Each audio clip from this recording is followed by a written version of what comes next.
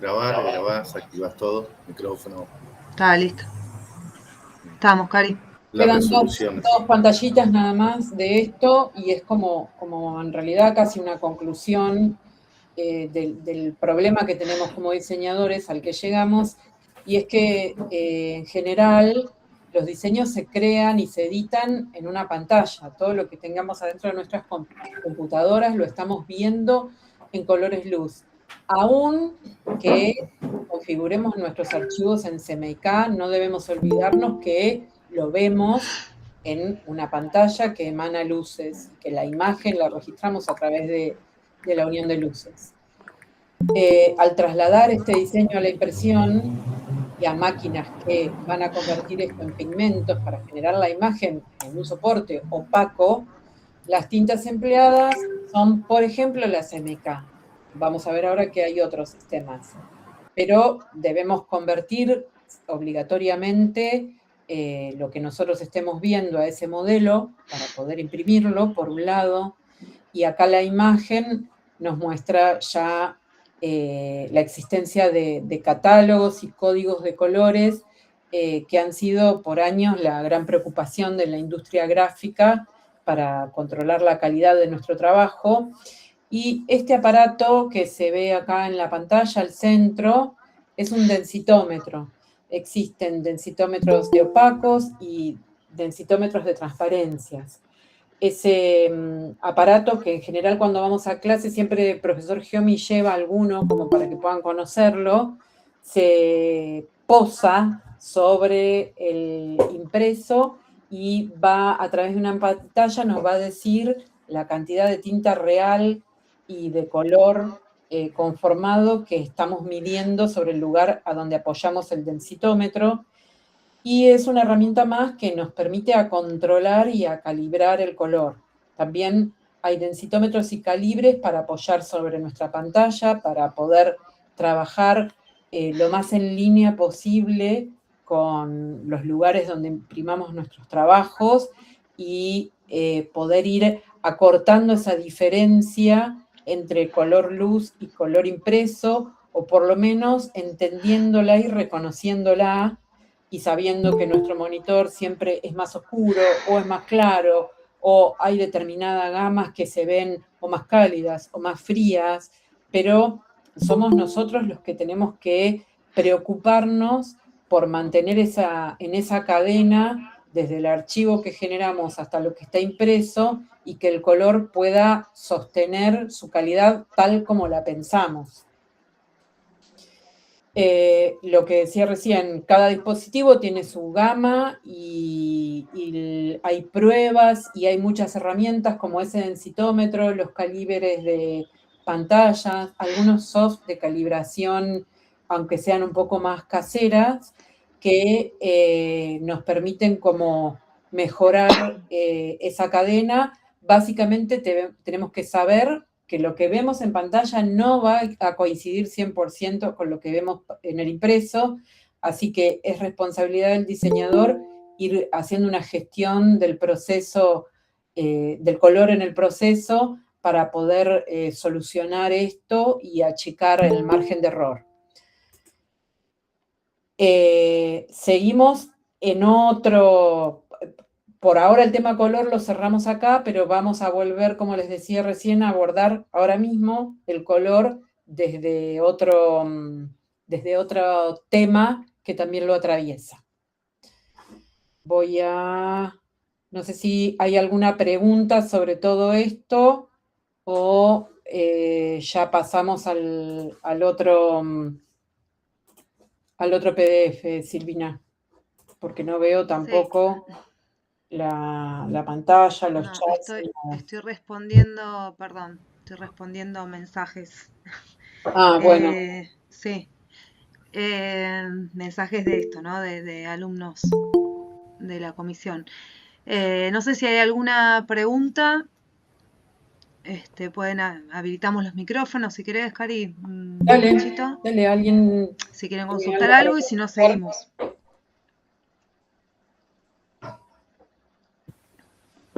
¿Hay consultas? ¿No? ¿Sí, no? No, hasta ahora todo bastante claro. Bueno, ¿cómo venís vos, Cari? Tómate si querés un Bien, vaso bien, de todo agua bien. y... Esperen que voy a cerrar el WhatsApp web, porque como es mi cumpleaños me llegan muchos mensajes y todo hace ruido. Está bien. Bueno, voy a compartir pantalla entonces de vuelta.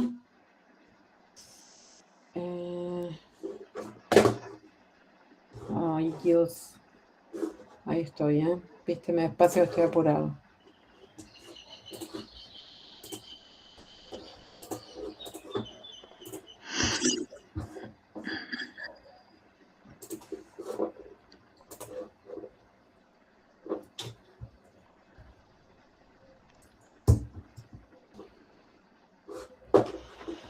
Bueno, vamos con otra situación técnica que empieza de diferente índole, pero se va a cruzar con esto que vimos recién. Imagen. Vamos a hablar de la imagen, en principio de la imagen digital, es decir, de lo que tengamos dentro de nuestro ordenador, computadora, como quieran llamarle, como archivos. Y en una generalidad, o sea, vamos a incluir en imagen nuestros diseños, también vamos a hablar de las fuentes o de las tipografías que componen nuestros diseños y no lo que es imagen estricta y propiamente dicho. Por empezar, vamos a hacer una definición de lo que es imagen digital. Es cualquier imagen, dibujo, icono, fotografía, etcétera, adquirida, creada, procesada, pero siempre almacenada de manera binaria. Entonces, esta imagen es una representación bidimensional, binaria, de unos y ceros, que son los bits que nos van a permitir definir en pantalla, o por lo menos a través de la pantalla, esa imagen que nosotros tenemos generada o adquirida o lo que sea. En definitiva, es un archivo que puede tener diferentes formatos y que puede ser almacenado en una computadora, enviado por correo electrónico, por sitios de transferencia o por el medio que sea, y hasta ser impresa. Pero mientras la tenemos como archivo, es una imagen digital. ¿Cuáles esos diferentes caminos para obtenerla? Puede ser a través de dispositivos de entrada, o sea, si yo tomo una imagen con una cámara digital, sea cámara propiamente dicha o la cámara del celu o lo que sea, es un dispositivo. Si yo escaneo una imagen que está impresa o un dibujo, una ilustración, una acuarela o lo que sea, inmediatamente que la escanee y que la convierta en un archivo, ya dejó de ser una imagen manual para convertirse en una imagen digital. Entonces, esa manera de ingresar esa imagen a nuestra computadora va a ser a través de programas o bien realizando de manera directa un dibujo que genere un archivo con el mouse, con un lápiz y tableta gráfica, etc. Dentro entonces de ese tipo de imágenes que acabamos de definir como imágenes digitales, vamos a diferenciar dos grandes grupos. Y también acá vamos a hablar de cosas que todos debieran ya conocer. Imágenes vectoriales, imágenes de mapa de bits. Los escucho. ¿Conocen estos dos grandes grupos de imágenes? ¿Las han conocido como tales en primer año? Sí. Bien. Sí. Entonces, las imágenes vectoriales. Estas imágenes son representaciones de entidades geométricas simples como círculos, rectángulos, triángulos, segmentos, estrellas, que están compuestas por líneas y curvas definidas por objetos matemáticos denominados vectores. A alguien le quedó el micrófono prendido y me escucho en eco. Esos vectores, entonces, son los que sustentan, estructuran estas imágenes a las que le llamamos, por lo tanto, devenido de esta palabra, las imágenes vectoriales. vamos a ver las características, ventajas y limitaciones de esas imágenes vectoriales. Las imágenes vectoriales están basadas en cálculos, son objetos Bézier, que son nodos, que entre nodo y nodo hay un vector o línea que los une. O sea, yo voy a generar un nodo con un clic del mouse y al siguiente clic voy a generar otro nodo. En el medio hay un vector, como lo aprendieron en matemática en el colegio, que es la línea que va a unir esos dos nodos. Es comparable a una flecha, tiene un nodo de origen, una dirección, una longitud y otro final que va a terminar definiendo esa línea.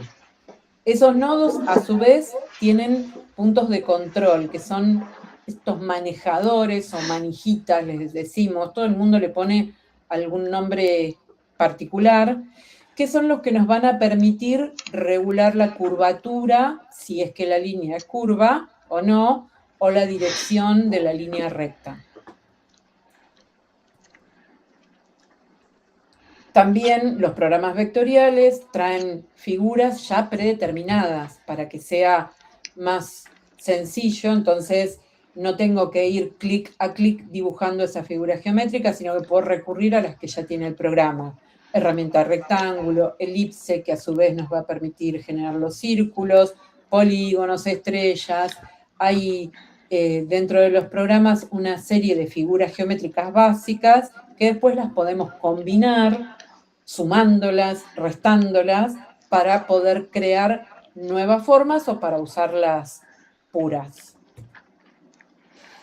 Esos elementos, como decía, los puedo sumar, los puedo fusionar, puedo restar uno con otro, puedo sacarles un pedazo, puedo sumarles una parte, pero con esos mismos elementos, por ejemplo, este dibujo final que tengo abajo al centro, en realidad está estructurada o generada por figuras geométricas que se fueron sumando, restando y acoplando unas con otras dentro del programa, ayudados por algunas herramientas que nos permiten hacer estas funciones que nos habilita el programa.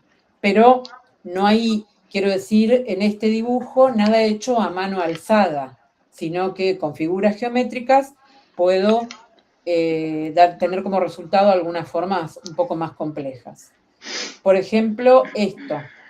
Pero cuando yo quiero ya generar nuevas formas que no están basadas en figuras geométricas, también tengo una herramienta que es la pluma, con algunos accesorios derivados como pluma más, pluma menos y el conversor de rectas en curvas, que ya nos permiten largarnos un poquito más y empezar a generar dibujos más por fuera de lo que son las simples figuras geométricas. La pluma más agrega nodos, la menos quita, el conversor de punto convierte la recta en curva, la curva en recta. Paso rápido porque esto es manejo del programa directamente. Lo importante es que siempre una imagen vectorial, como característica, es independiente de la resolución. O también podríamos maldecir de alguna manera que no tiene resolución, que es un problema que siempre nos aqueja en otro tipo de imágenes. Es decir, ¿qué quiere decir que no tiene resolución o que es independiente de la resolución? Yo no me tengo que preocupar por la resolución cuando trabajo con imágenes vectoriales. Una imagen vectorial puede ser escalada, rotada, deformada, reducida, lo que sea, cambiada de forma, de color, de posición, espejarla, y su calidad nunca se va a ver afectada ni va a estar complicada. Cada objeto o vector tiene su fórmula matemática, supongámoslo a partir de un círculo. El programa, la información que tiene es de la ubicación del centro, del radio o diámetro de ese círculo, color de relleno, color y grosor de filete. Después, que ese círculo, en vez de tener 2 centímetros de radio, tenga 4, no le cambia más que el número, no hay más peso, sino que hay otro cálculo. Acá, por ejemplo, lo que estoy diciendo, tengo un archivo de Illustrator, que es el que se llama ISO Chico AI, donde tengo es el isotipo pequeño en el centro de una A4 y el archivo pesa 1.4 megabytes. Y tengo el mismo archivo, pero con el objeto del ancho de una A4 y el archivo pesa exactamente lo mismo. Cambió el tamaño de la imagen, cambió la información que el programa tiene para poder remuestrear el tamaño de ese objeto, pero el peso no cambió. Otra característica fundamental y ventaja es que los cambios se pueden aplicar fácilmente. Yo lo que tengo acá, que parece un bollo y una galleta de cosas, a la derecha es la estructura de la misma imagen, perdón, a la izquierda, la estructura vectorial de lo mismo que tengo a la derecha. Lo que veo es el esqueleto de la imagen. Por lo tanto, yo puedo con el mouse, aisladamente, con la herramienta apropiada, ir cliqueando, picando distintas zonas de color o de valor de la imagen e ir cambiando, no sé, el pelo de este jugador puede pasar a ser amarillo, el número 10 puede pasar a ser verde, la camiseta puede pasar a ser roja, la bandera que está detrás la puedo achicar, la puedo eliminar, y así puedo acceder a los cambios de una manera muy limpia y muy sencilla y operativa. Otro punto importante en las imágenes vectoriales es que la tipografía, en realidad la tipografía, lo adecuado es que siempre sea de carácter vectorial. Entonces, ya vamos a ver más adelante un poco más sobre los tipos de archivos que generan y que implican las fuentes, pero la fuente siempre debería ser tratada en un programa vectorial. Eventualmente, si yo tengo un diseño que no es vectorial, pero tiene texto, mi diseño debería generar lo que necesito, excepto el texto, en otro programa, traer el archivo y colocarlo o importarlo a mi programa vectorial y el texto agregarlo dentro del programa vectorial. Así voy a poder tener siempre el texto editable para poder acceder y hacer cambios en la calidad que necesito, porque como dije recién, lo vectorial no tiene problemas de resolución, por lo tanto de definición, y el texto es indispensable que tenga ese atributo, y también lo puedo convertir en contorno y trabajarlo como imagen y manipularlo de la misma manera que puedo manipular una imagen geométrica, una figura geométrica. Los usos más frecuentes de las imágenes vectoriales es para el trabajo con logotipos, con iconos, algunas ilustraciones, dibujos técnicos y textos. Es como para enumerar grupos en general, pero hay situaciones muy particulares que van a o quedar incluidas dentro de alguno de estos o agregarse a esta lista.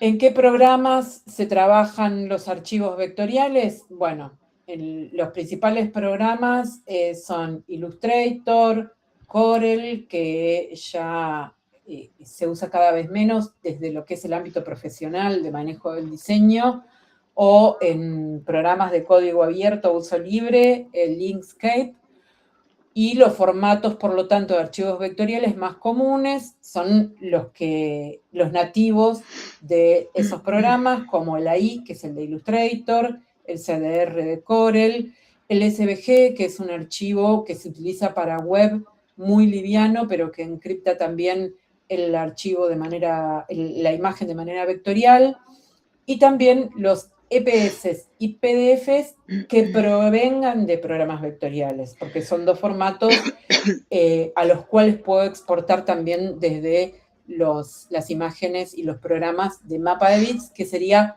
el otro gran grupo que no lo vamos a ver hoy. Repasando, las imágenes vectoriales están basadas en cálculos y vectores. Son independientes de la resolución, generan archivos que pueden ser de muy bajo peso, fáciles de ejecutar los cambios, los usos que nombramos recién, logos, iconos, ilustraciones, dibujos, textos, indicados para trabajos con tipografía sobre todo. ¿Hasta ahí vamos bien? Sí. Yo diría que sí.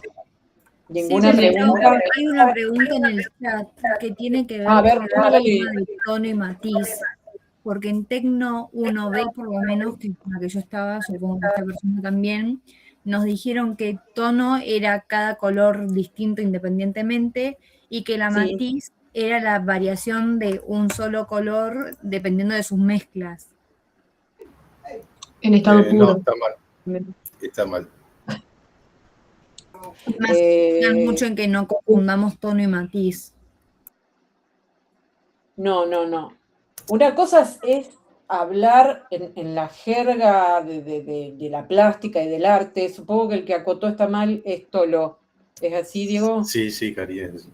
Y hablar de matizar los colores, por ahí puede venir ahí viste, como el modo en el habla de utilizar el verbo matizar y demás, pero por definición, tono y matiz son lo mismo. Eso por ahí que tendría que ver con la mezcla de un color con otro, lo que te han querido referir, pero después la intensidad del color es la saturación o valor.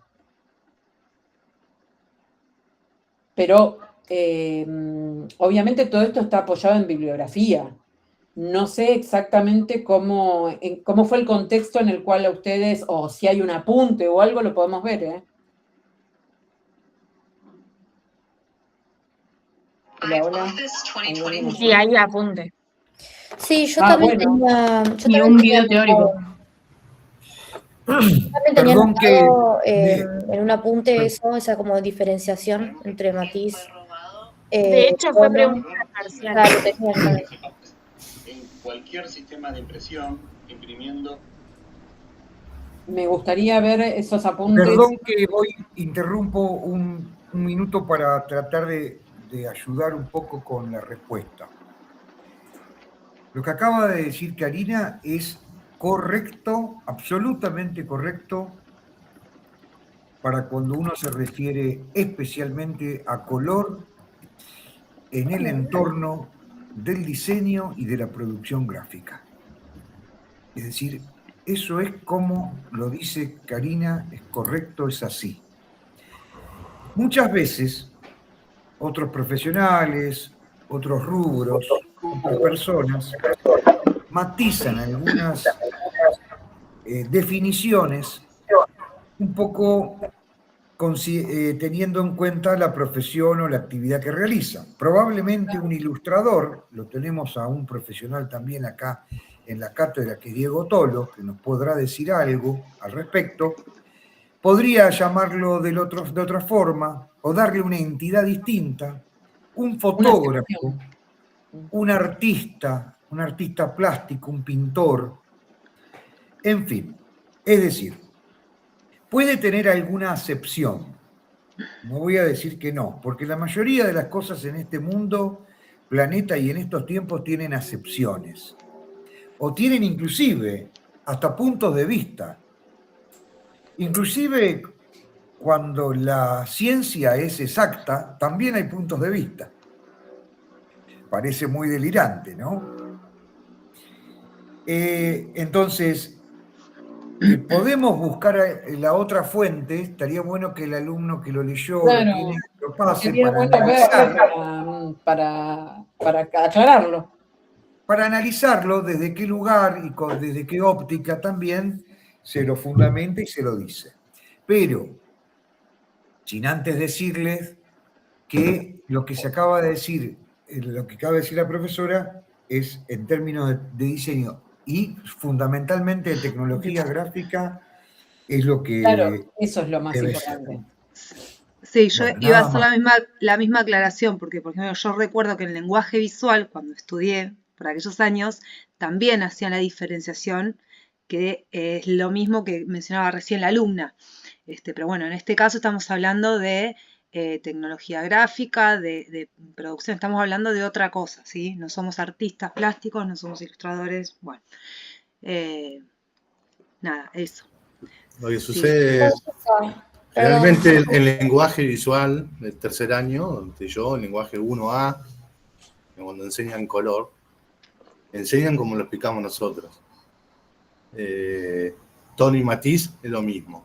Cuando hablan de valor, agregan valor lumínico para expandir un poco la terminología. Y cuando hablan de saturación, y hablan también del concepto de saturación. Punto. Es al tinte o al matiz. Quizás ahí está el conflicto. Yo creo que sí, que debe tener que ver esto con un conflicto con el uso de la palabra matiz. Sí. Pero más que nada porque identifican al tinte como al negro y al matiz como que van hacia el blanco. Entonces quizás ahí, desde el punto de vista de la visión del artista, ahí puede estar la confusión. ¿Está bien? Pero nosotros no mezclamos pigmento témpera blanca y témpera roja. No. ¿Se entiende? Ahí Elena estaba levantando la mano. Sí, eso. Sí, claro, yo tenía esa duda, por ejemplo. Entonces, es como que lo del matiz, esa diferenciación, solamente es como es aplicable en términos plásticos, o sea, en lo que es digital. No sé si me ves el gesto que estoy haciendo, en la mezcla de sustancias. Nosotros al color lo percibimos por superposición y juxtaposición de tramas. Yo tengo anotado también que el color matiz sería el estado puro del color. Bueno, eso es lo que yo acabo de decir. Sí. El estado puro del color. Por eso para hacer más fácil la definición, nos quedamos con la parte que dice es llamar al color por su nombre. Porque es un tema que les cuesta un montón diferenciar una cosa de la otra, y más cuando hay tantos cruces, ¿no? Entonces es como que queda ya como una mnemotecnia, acordarse que el tono matiz es el nombre del color. Es rojo, es verde, es azul.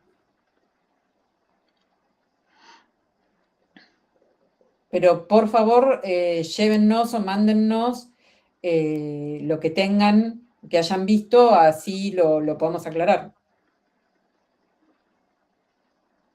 Bien. Bien. Aprovecho para decir los de mi comisión, igual ahora le voy a mandar. 18 y 10, por ahí nos vamos a estar conectando. Bueno, ¿vuelvo a compartir? Sí, por supuesto, Cani.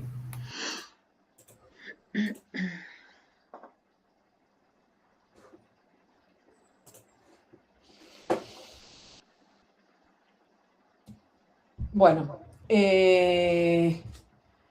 después de dicho todo esto sobre las imágenes vectoriales, lo que hay que tener en cuenta, siempre pensar, antes de empezar, el destino final del uso que le vamos a dar a ese trabajo, si va a ser un entorno impreso o digital. Digo, nuevamente, hoy no estamos viendo como el contrapuesto a la imagen vectorial, que son las imágenes de mapa de bits, que en realidad es el ámbito donde reina lo digital o viceversa.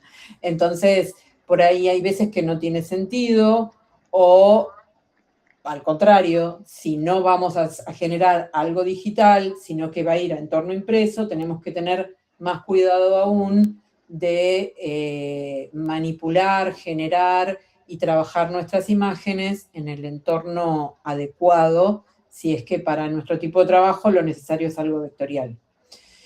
Después, tener en cuenta el modo del archivo, de color, porque aunque estemos trabajando en un programa vectorial, al generar el archivo ya podemos, y también después, podemos configurar si el modo de color en el cual vamos a trabajar ese archivo va a ser el RGB o el CMYK.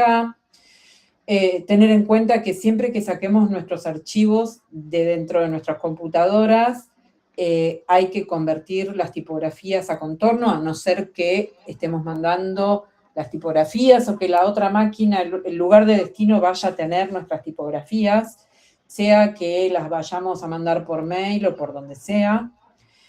Y tener el cuidado de, cuando tenemos importadas dentro de nuestro archivo imágenes, que esas imágenes estén enlazadas.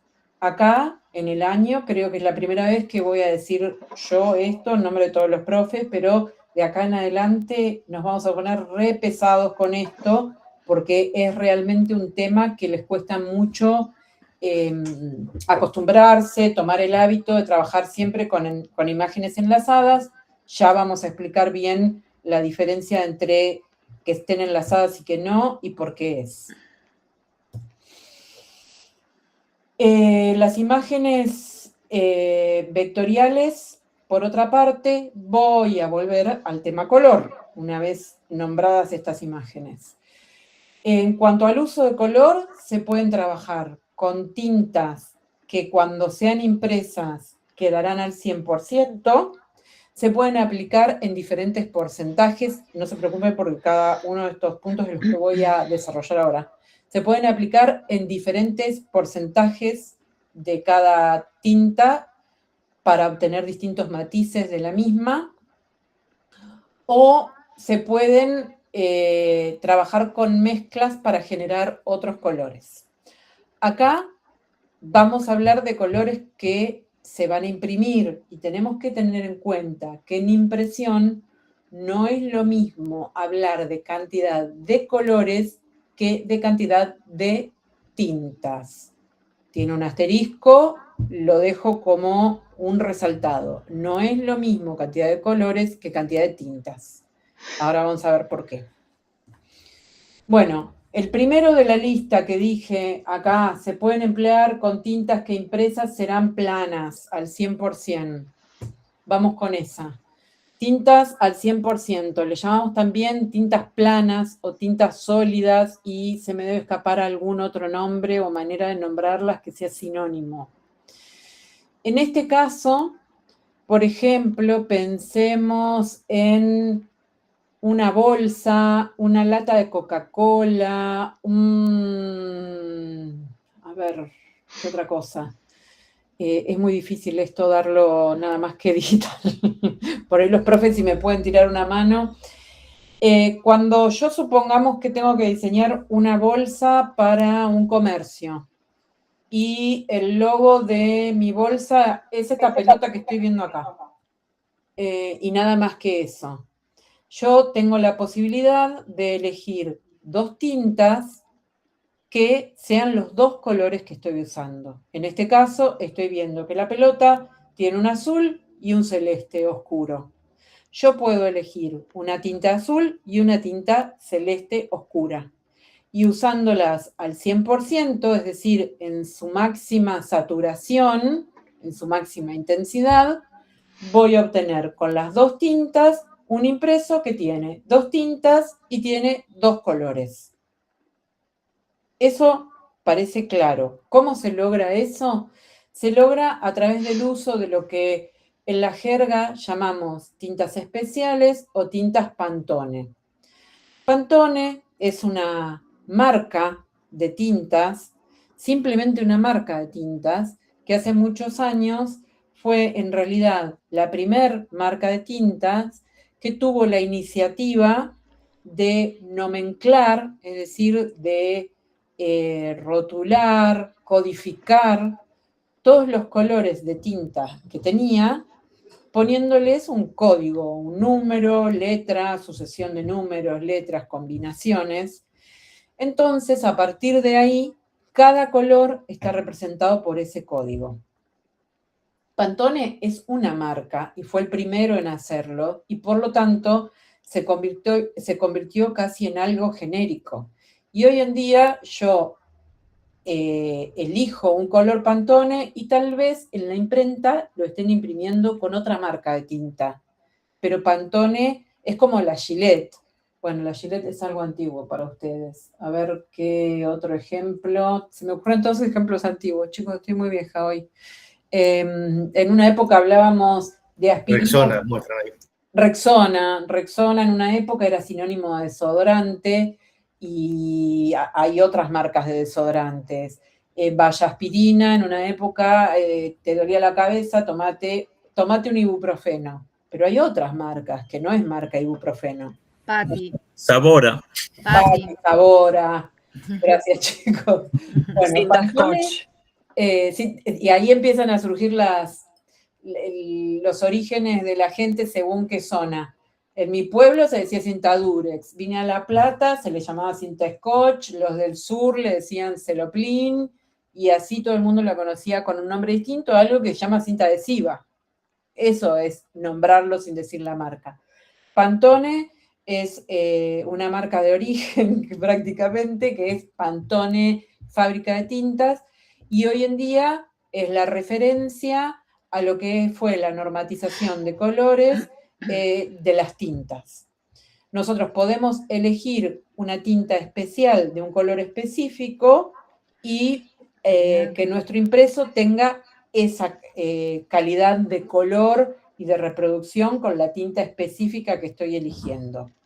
No siempre, cuando yo tengo que imprimir algo, lo tengo que convertir a CMYK.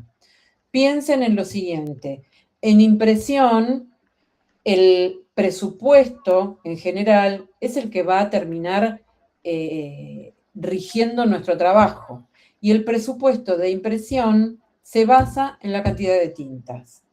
Entonces, si yo tengo que mi negocio tiene este isotipo como logo representativo y es lo que quiere imprimir, y a mí me cuesta más cara una bolsa impresa a 4 tintas que a 2 tintas, me va a convenir elegir 2 tintas que son azul y este celeste oscuro para imprimir la bolsa por una razón de presupuesto, pero además voy a obtener un azul más específico y más puro eligiendo el azul que yo quiero y no conformándolo por sumatoria de porcentajes CMYK. ¿Qué va a pasar si en vez de imprimirlo con las tintas planas, lo imprimo en CMYK? Voy a tener esta situación. Ese azul que veo en pantalla lo voy a tener que obtener por mezcla de porcentajes de cian, magenta, amarillo y negro. Digo cian, magenta, amarillo y negro, pero no siempre los colores tienen la presencia de las 4. En este caso, este azul que estoy viendo como color final está, si lo descompongo en CMYK, está compuesto por 90 de cian y 85 de magenta. Si yo miro con un aumento ese impreso, vería algo más o menos así como traté de representar en este color final. Yo en el monitor no lo veo tramado, lo voy a ver azul. Pero sabemos que para poder llegar a este azul compuesto por tinta cian y magenta, yo tengo que descomponer ese color en puntos de trama cian y en puntos de trama magenta, y voy a obtener como resultado el color azul, que tiene menor calidad de azul, parece un trabalengua, del que puedo lograr con una tinta especial, plana o sólida. ¿Se entiende esta diferencia? Sí. Difícil. Un color, 2 tintas o una tinta. Así es. Si yo miro esto con el cuentahilos, siempre voy a ver lo mismo que veo en la pantalla, salvando las distancias en cuanto a calidad de color, pero no hay punto, no hay superposición de tramas, hay tinta pura, sólida, como si lo hubiera pintado con un pincel con témpera. Por eso le puse el cuentahilos acá abajo. Por más que lo aumente y lo mire con un microscopio, en este caso no voy a ver puntos. Entonces tengo mejor calidad de color. Esto, ¿cómo lo puedo yo manipular desde mi archivo? Se pueden desde los programas, sobre todo desde paquete CC, cargar las paletas Pantone. Hoy en día es un modo no legal, digamos, porque antes Pantone venía incluido dentro de los programas, ahora Pantone sacó la licencia a Illustrator o a Photoshop o a InDesign y lo tenemos que cargar como un parche aparte que después nosotros se los vamos a proporcionar para que ustedes puedan tener dentro de sus programas la paleta Pantone a disposición para poder utilizarla en sus archivos. Entonces, en estas paletas que tengo acá arriba de la pelota, les muestro cómo de mi lista de colores Pantone en el archivo, yo elegí son menos cuarto igual, el 072 Blue, y eso en la Decile a vos paleta lo que te general espere. de color me da la posibilidad de usarlo al 100% o en cualquier intermedio de 0 a 100. Y acá abajo puse el celeste, elegí un Pantone 801 para el celeste y tengo de 0 a 100 la posibilidad de usarlo en cualquiera de sus intensidades. Esto es la utilización de tintas especiales o Pantone. Bien, por otra parte, y derivado de esto, yo puedo utilizar una tinta y porcentajes de esa misma tinta para reproducir un mismo diseño. Entonces, este ejemplo que está a la izquierda de este muchacho haciendo snowboard, ¿cuántas tintas utilizó para ser reproducida? Una. Sin embargo, yo veo diferentes intensidades de esa misma tinta, pero no tengo 9 o 10 variantes o grises que imprimen este trabajo, sino que estoy imprimiendo las distintas zonas de la imagen, le estoy asignando un porcentaje diferente y eso me va a dar como resultado en el impreso diferentes grises. Ahora, si yo miro con un cuentahilos o con un aumento suficiente esas diferentes zonas, voy a ir viendo lo que tengo en estos cuadraditos a la derecha de la imagen. En las partes más claras, si correspondieron a un 10%, una vez impresas, voy a ver esto, voy a ver puntos cada vez más distantes y a medida que aumento el porcentaje, hasta llegar a 90 en este caso, porque el 100 no está, voy a ir viendo que los puntos crecen en tamaño y por lo tanto se reduce la cantidad de blanco que tengo de fondo. Esto es algo que en impresión llamamos a su vez tramas AM.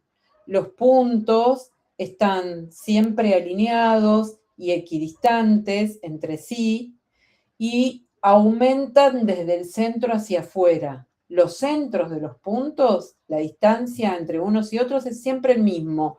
Crece el tamaño del punto y eso me va a ir dando más cobertura.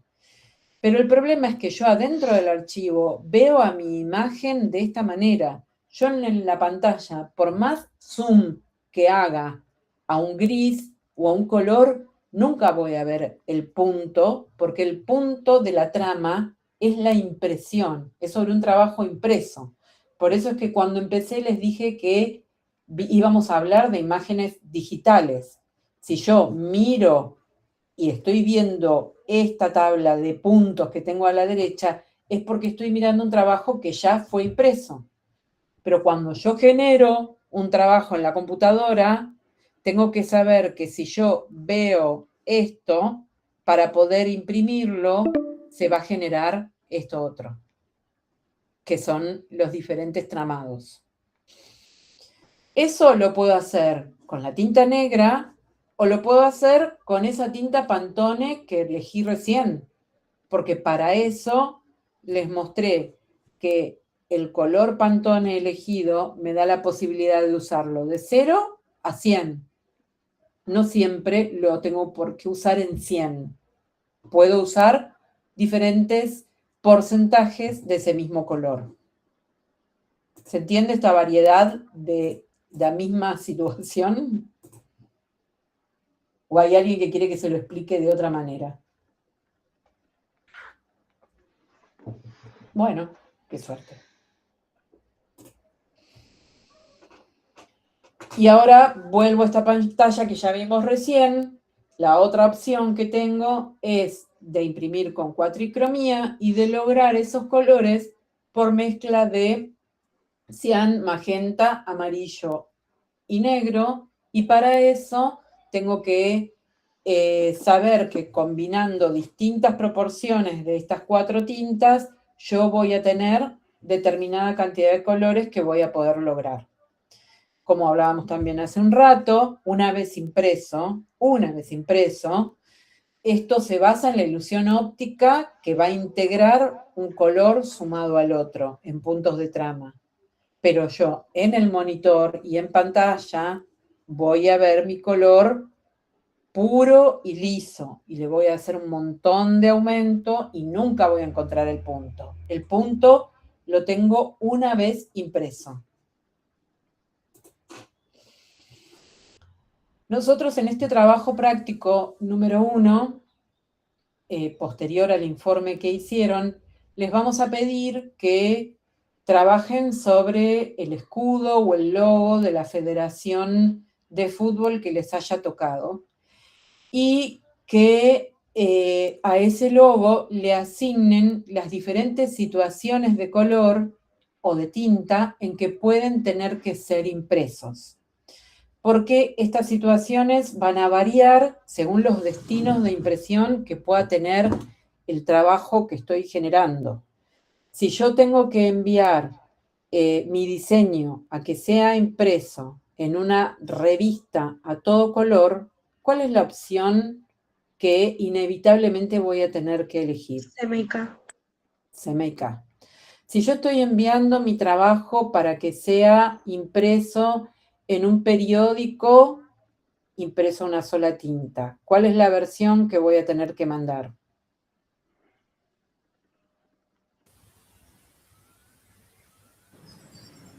Cri, cri, cri, cri. Bueno, hoy en día los periódicos también tienen color, pero si es en blanco y negro voy a tener que mandar la opción de escala de grises o blanco y negro.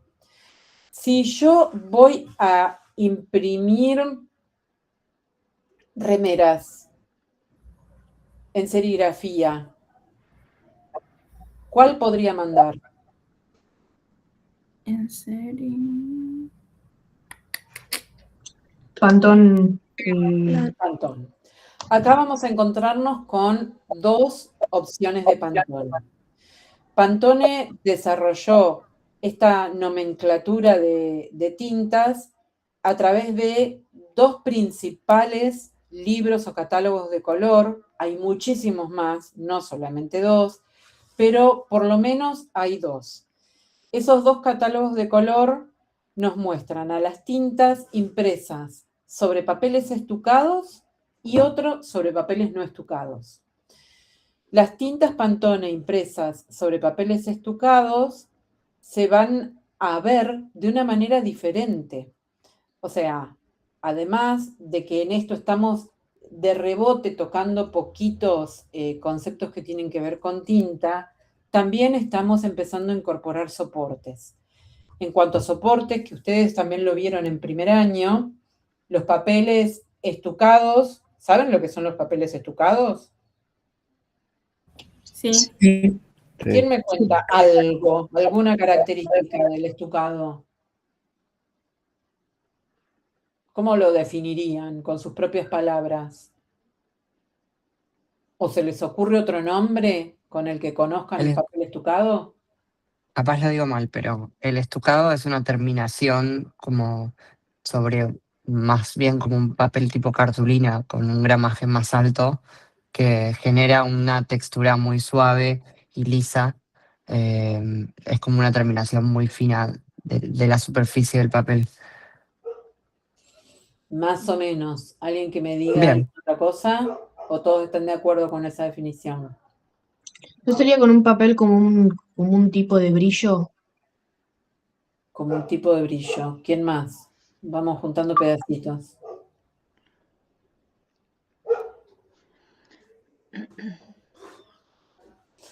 Todavía estoy... Ah, se me cortó. Cari, discúlpame. Cari. Queda poco tiempo. Sí, quedan 10 minutos. ¿Se fue, Karina? A ver, se desconectó. Ya igual con eso cerraba el tema. A ver si la puedo recuperar. Esperen, Mientras Silvina trata de recuperar a Karina, voy a aprovechar y hago como en la tele, ¿no? Que se estira. Yo les hice una pregunta si alguno podía adivinar. Cuando digo adivinar es jugar un poco con el pensamiento, con la fantasía, porque cuando el conocimiento no está, lo que se puede hacer es hacer alguna invención responsable. Lo que modifica de una misma, primero, los papeles estucados son papeles que tienen un recubrimiento de lo que se denomina salsa de estuco. Es decir, por sobre las fibras de los papeles se deposita superficialmente de una o ambas caras una especie de, algunos le dicen salsa, otros le dicen sopa, de estuco que está conformada por minerales, talco, yeso y caolín. Esos minerales que se depositan por cantidad de gramos por metro cuadrado definen a los papeles estucados en estucados ligeros, con poco estuco, en estucados medianos o dúo, con relativamente más estuco, o estucados triplex, que son aquellos papeles también llamados arte para la impresión de mayor calidad. Esos papeles pueden tener una terminación superficial mate o una terminación superficial brillante. Ahora bien, ¿qué es lo que hace que percibamos el color diferente cuando la tinta se preparó del mismo modo? No lo voy a decir completo porque esto se termina en 3 minutos, pero fundamentalmente cuando uno imprime y lo hace a través de tintas, y lo hace a través de tintas de offset, en este caso, las tintas secan por diferentes formas. Una forma es un fenómeno físico-químico que mezcla situaciones que están con el oxígeno, eso es oxidación, y ciertas reacciones del componente químico, que es la tinta, que la transforma rápidamente en un polímero, y eso se llama oxipolimerización. Hace que en los papeles estucados la tinta se absorba menos, hace una penetración selectiva, quede en superficie, y al quedar en superficie el color se percibe diferente. Entonces, además cambia la densidad de la tinta. Cuando trabajamos papeles no estucados, macroporosos, como el papel obra, por ejemplo, lo que ocurre es que la tinta sea de offset, aunque es una tinta fluida, ni líquida, ni del todo espesa, se absorba más en la estructura del papel y quede menor en superficie. Y eso varía también el color.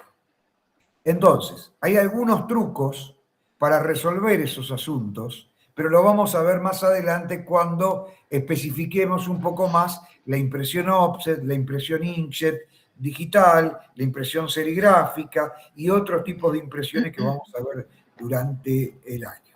Y por último, porque Karina si no viene, cierro yo, tengan en cuenta algo que también les escribí ahí al pasar, esas cosas, esos apuntes, véanlo, que tiene que ver con lo que es un tono continuo. El tono continuo es una maravillosa forma de apariciones, que es la fotografía neta, de pasajes muy micrométricos que hacen que esos tonos parezcan continuos y tienen un salto mucho menor que el que tiene la reprografía de la impresión fotocromática de 4 colores, llamado citocromía o fotocromía. Es decir, lo que provoca la citocromía o la fotocromía con 4 colores, porque si son 6 hexacromía, es una ilusión óptica. Nos hace creer por los ojos y a través de la interpretación del cerebro, mágicamente, que estamos viendo lo mismo que una fotografía. Pero no es así. Entonces, si tienen una fotografía en su casa, una fotografía de papel, de las más antiguas que sean color, véanla con un cuentahilo y el miércoles próximo nos dicen. Y si tienen alguna imagen reproducida con un sistema de impresión offset, por ejemplo, con tramas estocásticas o tramas de amplitud o de frecuencia modulada, hagan lo mismo y nos cuentan qué va a pasar el miércoles. Bueno, pues redondeemos porque queda 1 minuto. Sí, tengo que fin por mi parte, una explicación para... un comunicado, pues ya se tienen que conectar en las comisiones. Por ahí preguntaron si esto que Karina dio está en algún lado. Lo que les puedo decir es que en aulas web, además de encontrar el trabajo práctico, van a encontrar un montón de material asociado y relacionado a este tema, al tema tintas, como son los apuntes de cátedra sobre tintas, sobre color, También hay otro documento con el teórico que dio Karina. Hay un video que hizo Juan Pablo también, donde explica muchas cuestiones relacionadas al trabajo práctico que van a tener que hacer. Entonces, cada vez que nosotros subimos un trabajo práctico al aula web, va a estar acompañado de otro material complementario que también es importante que miren y que lean. Bueno, sin más, nos despedimos, ¿no? Estamos en horario. Adiós.